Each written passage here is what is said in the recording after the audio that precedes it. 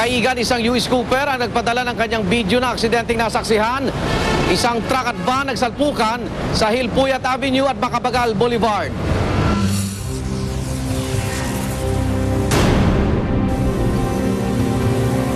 Nakita ko yung isang vehicular accident noong June 5 sa intersection ng Macapagal Boulevard at saka Hilpuyat Avenue.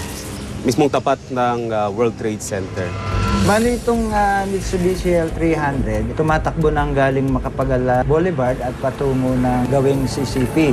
Samantalang yung truck naman, galing ng gawing Roas Boulevard at pakros siya ng Macapagal Boulevard patungo ng gawing Film Center. Pagdating nila sa lugar ng pinangyarihan, itong truck diretso ang kumros sa intersection. Ang Mitsubishi naman habang nasa gitna na at malapit na sa dulo, nagpang-abot ang kanilang unahan. Merong mga nasaktan doon sa pasahero ng L300 na dalawang babae na agad naman nilang isinugod sa ospital. After 30 minutes, dumadalit ako dun sa lugar. Nandun pa rin. So very busy na yung mga sasakyan at mga tao.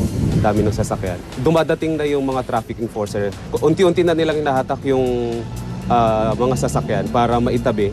Sa ngayon, yung kaso nakabinbin pa dito sa akin sa plano ng driver ng L300 na mag-file daw ng kaso against doon sa driver ng truck. Madilim yung lugar pagkagabi, so sana magkaroon ng enough lighting o ilaw sa lugar na yon para makita. Merong ilaw pero very poor yung ilaw. Siguro mas maganda kung meron tayong mga blinking traffic lights dyan na nag-precaution sa mga drivers natin na parating sa intersection. Ang masasabi ko lang sa mga motorista na nagmamaneho sa karsadahan, pagka tayo mag-approach ng intersection, i-observe natin yung right of way. Kasi sa isang intersection, laging may right of way yan. Kahit po tayo na walang nakikitang signal light o mga signs.